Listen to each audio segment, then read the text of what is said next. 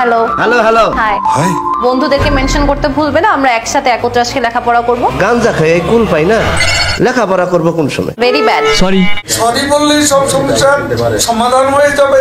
না একজন বলছে ম্যাম মেনশন দিলে কি আমাকে 5 টাকা দিবেন? রিক্ত আমি নিঃস্ব, আমি দেবার কিছু নেই। আমি যে তোমাদের ক্লাস করাইতেছি তোমরা আমারে কিছু দিবা? আমার কাছে ভালোবাসা ছাড়া দেওয়ার মতো আর কিছুই নাই। মুছিয়ারি সমাজ গেই। তামিম ইকবাল আছে ঢাকা থেকে, ক্রিকেটার আমার খেলা দেখতেছে। আচ্ছা একজন কমেন্ট করেছে ম্যাম আপনি কি সিঙ্গেল? Good question. আমি সিঙ্গেল না, আমি 2টা বিয়ে করছি, আমার 2 দুগুণে 4টা বাচ্চাও আছে, আমার বাচ্চাদেরও বিয়ে হয়ে গেছে। আমারও বিবাহের আলাপ চলতেছে। কি আয়নাতে ওই মুখ দেখবে যখন কপালের কালো টিপ পড়বে চোখে, এটা কি গান? ও আচ্ছা এটা গান। আচ্ছা তাওহিদ উদ্দিন রোহান বলছে না আনন্দে আছি না দুঃখে আছি, কেমন যে আছি সেটা আজ নিজের কাছে অজানা। ফিলোসফি। আহারে ভাইয়া কেন এত কষ্ট কেন তোমার মনে? কষ্ট তো একটু আছে জীবনে, মানে বুঝছি। প্যারি সমাজ গেই। আচ্ছা একজন কমেন্ট করছে ডানে গরু বামে খাসি আপুকে ভালোবাসি। তুমি কি কোনো ইয়াতে আছো, মানে কি তুমি কি গাবতলী গরুর হাটে গেছো? জানি না। একজন বলতেছে দুপুরে ক্লাস না নিয়ে রাতে নিলে ভালো হতো, তাহলে কি আমাদের ঘুম নিদ্রা কিছু নাই? নির্ঘুম রাত কাটাতে হবে। কোথায় জানে আগুন লাগছে ভাই, পানি ঢালেন। পানি চশমাটা কোথা থেকে কিনছেন? বলো দোকান থেকে ভাইয়া। এইসব দোকান বন্ধ করো। আচ্ছা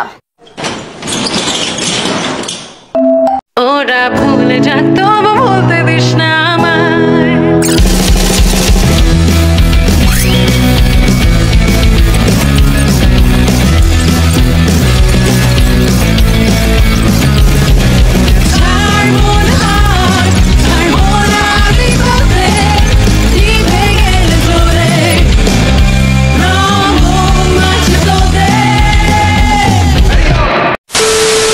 একজন লিখছে চটি দাও আপু। আমি চটি অ্যাকচুয়ালি বুঝতেছি না। চটি দাও আপু, চটি মানে কি? তুমি কি ছুটি বোঝাতে চাচ্ছ? আচ্ছা এটা ছুটি, আচ্ছা ছুটি দাও। তুমি কেন এটাকে চটি দাও লিখলাম? এই জন্য চটি দিব না, আমি ছুটিও দিব না। ঠিক আছে তোমাদের সুটিয়ে লাল করে দেবো, নোংরামি বার করে দেবো। বলছে খতনা করাইছে তোমারে, মানে খতনা হয়েছে তোমার। আসলে ঘটনাটা কি, খতনা মানে তো তোমরা সবাই বুঝো। তো ইংলিশ মিডিয়ামে এই জিনিসটা পড়াতে গেলে খুব ঝামেলায় করতে হয় আমাকে। আমি একবার ধানমন্ডিতে ইংলিশ মিডিয়ামে পড়াচ্ছি, তো একটা মেয়ে ছিল, মেয়েটার নাম ছিল রাইসা। তো রাইসা আমাকে, আমি উপন্যাসটা পড়াচ্ছি, তো ক্লাসে যখন আমি পড়াই তখন পুরো উপন্যাসটাই চেষ্টা করি মানে গুরুত্বপূর্ণ যেগুলো সেগুলো পড়ানোর জন্য। তো রাইসা আমাকে বল ভাইয়া ও তো ইংলিশ মিডিয়াম পড়ে, ভাইয়া খতনা মানে আমাকে বুঝিয়ে বলুন তো। এখন ও তো ইংলিশ মিডিয়ামে, নর্মালি তোমরা হয়তো অনেকেই বুঝো এই শব্দগুলো। তো ওকে আমি এই খতনা এটা আমি ওকে কিভাবে বুঝাই ভাই যে খতনা মানে? তো যাই হোক পরে আমি তাকে কিভাবে বুঝাই, আমি তাকে বলতে তুমি কি মুসলমান কি সেটা কি তুমি বুঝো? পরে ও আবার তাকিয়ে আছে, ও বুঝে। কারণ ইংলিশ মিডিয়াম যারা পড়ে ওরা অধিকাংশ, তোমরা যারা ইংলিশ মিডিয়াম পড়ো তোমরা কিন্তু অধিকাংশ বাংলা শব্দের অর্থও তোমরা জানো না। হিসাব বোঝো না, দুধু খাও। সেগুলো ইংরেজি দিয়ে অভ্যস্ত। তো যাই হোক, তো রাইসাকে আমি তখন কিভাবে বুঝাবো আমি আসলে তাকে আর বুঝাইতে পারলাম না, বুঝতে পেরেছো? তো যাই হোক পরে আমি তাকে সাংকেতিক ভাবে বুঝিয়ে দিলাম যে এইটার মানে আসলে কি। পরে সে হয়তো ভালোভাবে বুঝতে পেরেছে। আমি বলছি যে ওই যে তোমরা যে ম্যাথের ক্ষেত্রে যে কাটাকাটি করো না, যে উপরের 2 নিচের 2, উপরের 2 নিচের 4 কেটে দাও, এই শেষ, বুঝতে পারছো? স্যার আপনি একটু বাইরে গিয়ে আবার ঢুকেন, আমরা আপনাকে দাঁড়ায় সম্মান করি। এখন বের হয়ে গেছে, বলছে হাতাহাতি। হ্যাঁ ধরো তুমি কারো কোনো জিনিস হাতাইতেছো, সে আবার তোমার হাতাইতেছে, আচ্ছা হাতাহাতি মানে 2জন মিলে কাজ করতেছে। হ্যাঁ এরপর হতে পারে ঠেলাঠেলি, তুমি কেউ ঠেলতেছো, সে আবার তোমার ঠেলতে। খালি তুমি ঠেললে সেটা কিন্তু ব্যাটিয়ার বকবি হবে না, তোমার খেলতেছে তুমি তারা খেলতেছে, বুঝতে পারছো? একজন বলছে চুলা চুলি, তো চুলা চুলি, বুঝতে পারছো? আরেকজন বলছে যে কড়া করি। হ্যাঁ ওকে বুঝছো? খাওয়া খাওয়াই না বাবা, খাওয়া খাওয়াই হবে না। হ্যাঁ হাসাহাসি। হ্যাঁ এরকম আরো হতে পারো, তোমরা আরো বেশি রোমান্টিক হলে তোমরা লিখতে পারো চুমাচুমি। হ্যাঁ মানে তুমি তাকে চুমু দিচ্ছ, সেও যদি আবার যদি উল্টা চুমু দেয় তখন সেটা ব্যাটিয়ার বকবি হবে। এক পক্ষের কাজে কখনো ব্যাটিয়ার বকবি হবে না, 2 পক্ষের কাজ আদান প্রদান হতে হবে। এই যে লিখে দিচ্ছে। হ্যাঁ হ্যাঁ একটু বেশি দুষ্ট হলে লিখতে পারো গুতাগুতি, বুঝছো? মানে তুমি কেউ গুতা দিলে সেও যদি আবার তুমি তোমার যদি উল্টা গুতা দেয় তাহলে সেটা হচ্ছে গুতাগুতি। হ্যাঁ ওকে, তো এই যে জয় দাস, कौन है ये लोग, कहां से आते हैं? জীবনানন্দ দাস ট্রাম দুর্ঘটনার শিকার হয়। ট্রাম কি? ট্রাম কি? তোরা ট্রাম দেখো? Tram what is it? Search দেয় কি দিয়া? ও এটা দিয়া তুই ভাই সার্চ দিয়ে দেখা লইস। ট্রাম্প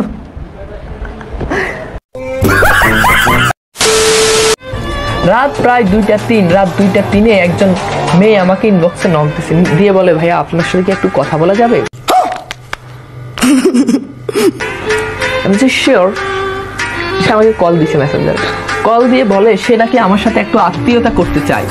সে কি করতে চায়? আমার সাথে একটু আত্মীয়তা করতে চায়। আমি বাংলাতে বললাম আর কি, যদিও সে ইংরেজিতে বলেছে। সে আমার সাথে করতে চায় আত্মীয়। আমি কি বাবা, আমি ওরা বলছি বাবা তুমি কি ভুলে গেছো আমি তোমার সাল লাগি? সে কোনো সমস্যা নেই, তার কোনো সমস্যা নেই। তাই আমি বলছি তুমি আমাকে কি ডাকো? সে আমাকে বলছে ভাইয়া আমি আপনাকে তানভীর স্যার ডাকি। তা আমি বলছি তুমি কি জানো বাবা শিক্ষক বাপের সমান? সে বলছে জানি।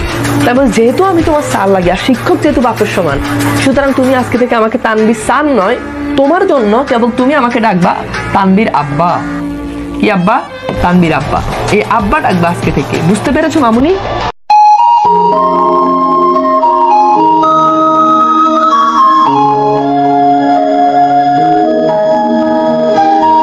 এরপর থেকে আমার সেই মেয়েটা আজ পর্যন্ত আমাকে আর নক দেয়নি, কারণ আমি তো তার আব্বা লাগি, বুঝতে পারছো? আর সেটা আমার মেয়ে লাগে, এজন্য সে আমাকে নক দেয়।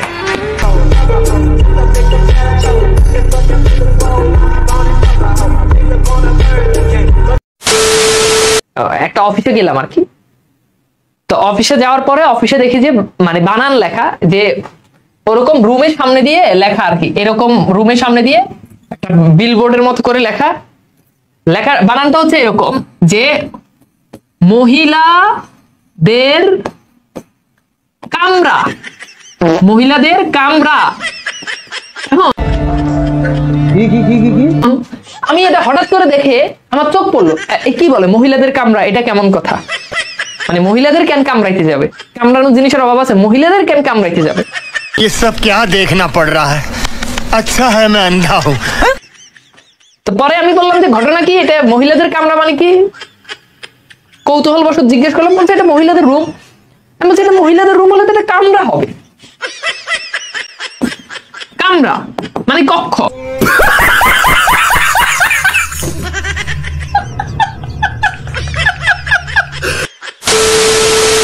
করোনা প্যান্ডেমিকের আগে এক গার্ডিয়ান ফোন দিছে, ফোন দিয়ে আমার একটা কথা বলতে দেয় নাই। ফোন দিয়ে আমাকে বলতেছে হ্যালো আপনি ফাহাদ স্যার? জি। আমার মেয়ে আপনার কাছে পড়বে। আচ্ছা ঠিক আছে। আমি কথা বলার চান্স পাইতেছি না। বলতেছে আপনি সপ্তাহে 3 দিন আমার বাসায় এসে পড়াইতে পারবেন? হ্যাঁ পারবো। কি আপনাকে পড়াইতে হবে? হ্যান তেন অনেক কিছু বলার পরে জি স্যার আপনি সপ্তাহে 3 দিন পড়াবেন আমার বাসায়, কোনো সমস্যা নেই, আমার মেয়ে আপনার কাছে পড়বে, সপ্তাহে 3 দিন সন্ধ্যার পরে পড়বেন, এই সেই কথা বলে টইলে লাস্টে আমার বেতনও দিয়ে ফেলতেছে, আপনাকে এত টাকা দিব, বেতন দিব, এই সে আপনি আমার বাসায় পড়াবেন। আচ্ছা ঠিক আছে বললাম, বুঝলাম। বল আপনি কোথায় থাকেন? বলে আমি পঞ্চগড় থাকি। বললাম জি আমি ঢাকা থাকি। Thank you so very much. कौन है ये लोग? कहां से आते हैं? এখন সে তো আমারে বলে নাই সে যে পড়ানোর সময় আমাকে বাসায় একটা হেলিকপ্টার পাঠাবে। প্রতিদিন বিকালবেলা হেলিকপ্টার করে আমি পঞ্চগড় যাব, পড়ায় আসবো, আবার হেলিকপ্টারে ঢাকায় চলে আসবো। তো বিচিত্র বিচিত্র অভিজ্ঞতা আছে।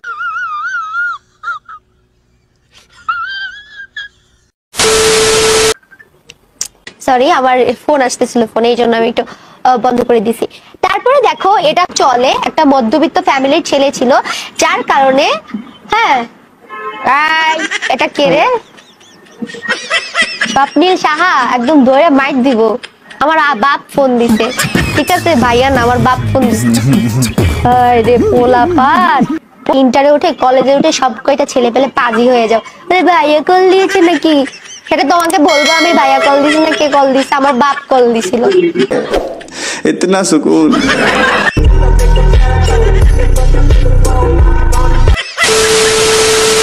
মেয়েরা পরীক্ষার হলে যেই কাজটা করে এটা খুবই অমানবিক, খুবই অমানসিক। তো তারা ধরো লিখছে যে 1 নং প্রশ্নের উত্তর, এই 1 নং প্রশ্নের উত্তর লিখে মেয়েরা সুন্দর মতো আল্লাহর নাম নিয়ে যত সময় পারে মনের মাধুরী মিশিয়ে তারা ডিজাইন করে।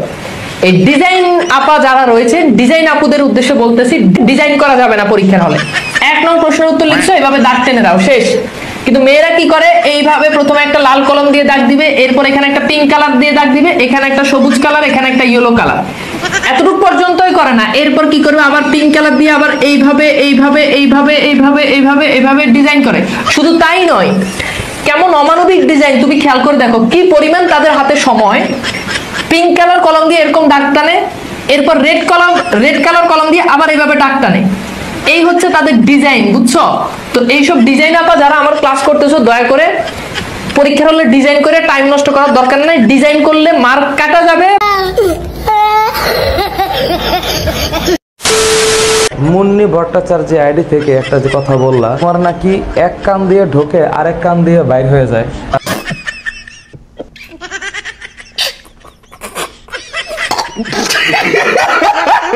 ডেমো মাথা আঁকাইলাম তোমার। এখন মনে করো এটা একটা কান আর এটা একটা কান। এখন তোমার যদি দুই কানের মধ্যে যে ছিদ্রটা আছে এখান দিয়ে যদি ঢুকে এখান দিয়ে বের হয়ে যায়, তাইলে তো প্রমাণ হয় যে এই দুই ছিদ্রের মাঝখানে কিছু নাই, এটা একটা শূন্য মাধ্যম। তাহলে শূন্য মাধ্যমের মধ্যে দিয়ে কোনো কিছু যদি শূন্য মাধ্যম থাকে, তাহলে এইখানে তো কোনো কিছু স্টোর করার সুযোগ নাই।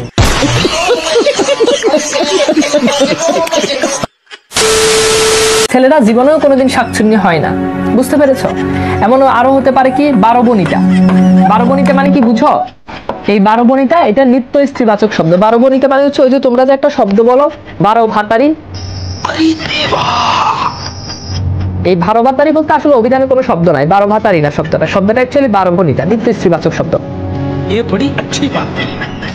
মানে বেশ্যা বা পতিতা টাইপ যে নারী, তাদেরকে বলা হয়। তাই এটা তুমি বলবা না, অ্যাকচুয়ালি ভাতার মানে তোমরা যে 12 ভাতারি বলো, তোমরা জানোই না এটার মানে কি। ভাতার মানে হচ্ছে স্বামী। তো তোমরা 12 ভাতারি বলতে বুঝিয়ে থাকো যে নারীর 12টা স্বামী আছে, তাকে বুঝিয়ে থাকো। তো যে নারীর 12 মানে অ্যাকচুয়ালি বোঝানো হয় থাকে মানে যার অনেকগুলো পুরুষ আছে, যার অনেকগুলো বেড়া আছে, তাকে বোঝানো হয়ে থাকে। তো সেই অর্থে আসলে শব্দটা অভিধানবদ্ধ শব্দ হচ্ছে 12 বনিতা। ওকে, 12 ভাতারি না। তো যাই হোক, নতুন একটা শব্দ তোমাদের একটু শিখাই দিলাম, এই জন্য আমাকে একটা চকলেট গিফট করতে পারো। স্যার আপনি একটু বাইরে গিয়ে আবার ঢুকেন, আমরা আপনাকে দাঁড়ায় সম্মান করি। ব্যবহার সংযত করেন কেন বে? তুই কি আমার মানে কোন ভাইয়া পাইছিস? তোর এক ভাইয়াকে তোরা গালি দিস, ও ভাইয়া কান্দাকাটি করে লাইভ অফ করে চলে যায়, তুই আমাকে এরকম পাইছিস বে? তারপরে চিনিস কয়দিন ধরে? বিনোদন, তুই ব্যবহার সংযত করেন। তুই ক্লাস করিস না, লাইভ করতে কে কইছে? করিস না। বলবো না আমার ভাবে আমি নরম, আমাকে বললে আমি খুব ভয় পেয়ে যাবো। তুই সমঝা? দাও, একজন বলছে কয়টা প্রেম করেছেন ভাইয়া? জানো একটা মজার কাহিনী বলি। ইয়াসিন ভাইয়া একদিন আমাকে বলে, তোমাদের যে ফিজিক্স পড়ে ইয়াসিন, এই ইয়াসিন ভাই আমাকে একদিন বলে, আচ্ছা তানভীর তুমি ক্লাসে এত রোমান্স, এত প্রেম, তুমি জীবনে কয়টা প্রেম করেছো আমাকে একটু বলো তো। আমি বলছি ভাইয়া মনে রাখবেন, কোচ কখনো খেলে না, কোচ অলওয়েজ খেলা শিখায়। আমি তানভীর জীবন কখনো প্রেম করি নাই, কিন্তু আমার ক্লাসে যেহেতু বাংলা পড়াই, সেই সুবাদে হয়তো রোমান্স, একটু প্রেমের কাহিনী চলে আসে। তাই বলে এই না যে আমি ভরপুর প্রেম করি। মনে রাখতে হবে, কোচ কখনো খেলে না, কোচ অলওয়েজ খেলা শেখায়। এরপর থেকে ইয়াসিন ভাই আমাকে আর এই ধরনের প্রশ্ন আর কখনো করার সাহস পাইনি।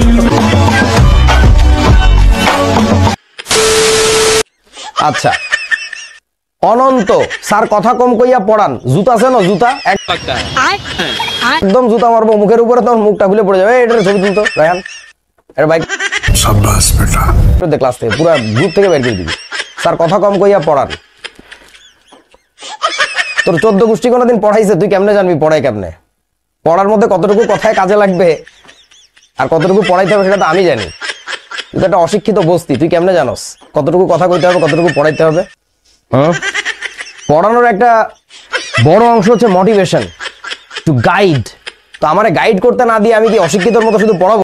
সঠিক বলেছেন, আপনার বুদ্ধি ভালো নাকি? হ্যাঁ, পড়াইলাম, পড়ানোর পরে তো এখন কাজ তোদের এটা মাথার মধ্যে ঢুকাইতে হবে। বাট এটা মাথার মধ্যে ঢুকানোর জন্য যে মানে রিজনটা সেট করা দরকার, যে কেন এটা মাথার মধ্যে ঢুকাইতে হবে, সেই কথাগুলো আমার বলতে হবে না? নাহলে আমার এই অনন্ত এটার বাপের নাম্বার আমার লাগবে, ওর বাপের সাথে আমি কথা বলবো যে ও ক্লাসে যে টিচারদের সাথে কথা বলে কেমন, এটা যে শিখে নাই, এটা শেখানো কি আমার দায়িত্ব? যদি আমার দায়িত্ব হয় তাহলে শিখাইতে পারি, এক্সট্রা টাকা লাগবে আর কি, এক্সট্রা পেমেন্ট দিতে হবে। এইসব ছাগল পাগল বস্তির পোলাপাইন আসে ক্লাস করতে, নেক্সট ইয়ার থেকে এই কোর্সের ফি আরো বাড়বে।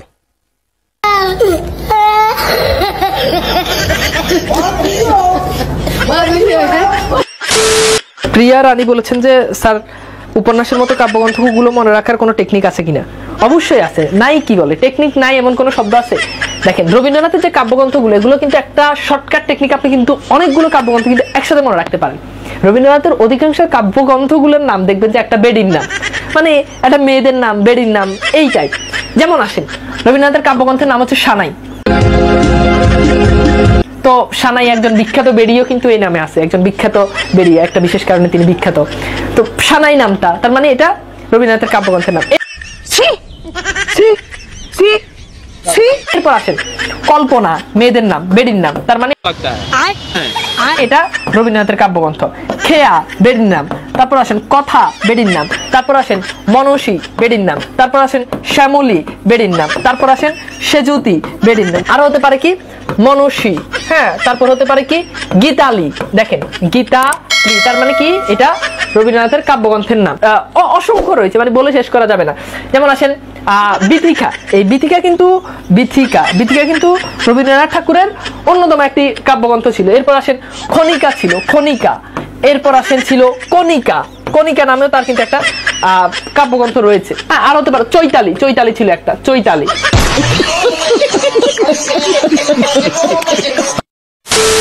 তুমি আজকে কলেজে যাও না, এখন কলেজের তোমার হাজিরা ডাকতেছে, বলে কেন আসো না? বলে যে আমার দাদি মারা গেছে। এখন দাদি আসলে জীবিত, দাদি অথচ যায় দেখো তো বাসায় কাজ করতেছে, কিন্তু বলছে আমার দাদি মারা গেছে, আমার নানি মারা গেছে, অথচ নানি জীবিত। কিন্তু তোমরা কি করতেছো? তোমরা ডিরেক্টলি জীবন্ত মানুষটারে কি করতেছো? মাইরা ফেলাইতেছো। আমি এখন একটা মজার কাহিনী মনে পড়ছে, শুনো। এক পোলা, আমি একবার নরসিংদীতে পড়াচ্ছি মনে হয়, তো ওই ছেলে আমাকে কি বলছে শুনো। ওই ছেলে আমাকে বলছে কি, ভাইয়া আমি তো ভাইয়া এটাই ভুলে যাই যে কখন আকর্ষণ করলে, মানে আকর্ষণ করলে মূর্ধন্য না নাকি আকর্ষণ করলে দন্ত না, আমি তো এটাই ভুলে যাই। তো ভাই আপনি আমাকে এটার জন্য একটা টেকনিক দিন যে আকর্ষণ করলে মূর্ধন্য বসবে না আকর্ষণ করলে দন্ত বসবে, আমি তো এটাই ভুলে যাই। এখন তুমি যদি এটা ভুলে যাও যে আকর্ষণ করলে মূর্ধন্য না নাকি দন্ত না, তাহলে তো সমস্যা। সে আমার বলছে ভাই আকর্ষণ করলে যে মূর্ধন্য বসে, আমি এটার ভিতরে খুব ঝামেলা করে ফেলি। বলছি বাবা এটা, হ্যাঁ আমার বলছে বাবা ভাইয়া এটার জন্য আপনি আমাকে একটা টেকনিক দেন। আমি এটার জন্য কোনো টেকনিক লাগবে না, তুমি আমার দিকে তাকাও, তুমি দেখো তুমি যখন মূর্ধন্য বসাও, এই যে তুমি যখন মূর্ধন্য দাও তখন দেখো এটা এটার উপর অর্ধমাত্রা, মানে এটা ঢাকনা দিছে কম, অনেকটা টিকটকের মেয়েদের মতো জামা কাপড় অর্ধ খুলে দিছে একটা এমন। দন্তনা দেখো এটা কিন্তু খুব সভ্য, এই যে এটার উপর পূর্ণমাত্রা। এখন মনে করো তোমার সামনে দুইটা মানুষ আছে, হ্যাঁ, তুমি রাস্তাঘাটে চলার সময় তুমি দুই রকমের মানুষ দেখো। একটা দেখলা যে এই যে জামা কাপড় এরকম মনে করো অর্ধেক ঢাকনা, ওয়েস্টার্ন টাইপের, হ্যাঁ, অর্ধেক খোলা।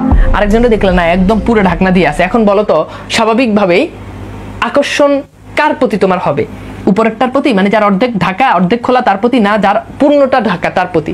বলছে ভাই যার অর্ধেক খোলা তার প্রতি। তাহলে আমি দেখছি দেখো, তাহলে তো সিম্পল, মূর্ধন্য এটার অর্ধেক খোলা, তার মানে আকর্ষণ করলে মূর্ধন্য করবে, এই জন্য আকর্ষণ করলে মূর্ধন্য বসাবা।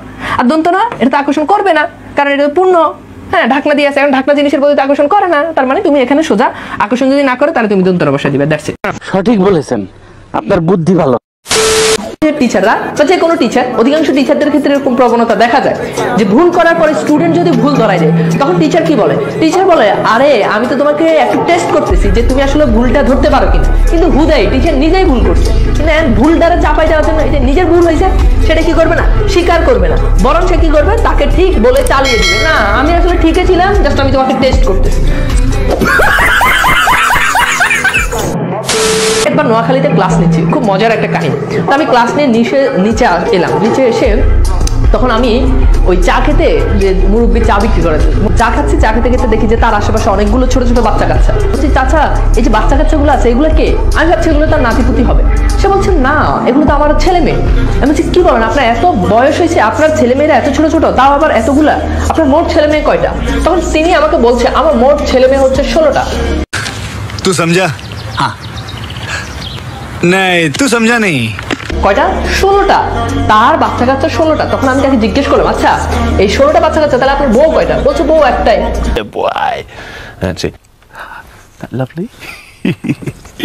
আমি খুবই হতাশ হয়ে গেলাম, আমি আসলেই হতাশ, বিষণ্ণতায় ডুবে গেলাম। একটা বউ 16টা বাচ্চা, এটা কিভাবে সম্ভব? পরে আমি তাকে বললাম যে কিভাবে সম্ভব, আমাকে একটু বলেন তো এটা কিভাবে সম্ভব। তখন সে আমাকে বলছে আসলে বাবা কি যে বলো, কিভাবে সম্ভব কি, আল্লাহ দিচ্ছে আমি নিচ্ছি, এছাড়া আর কিছুই না।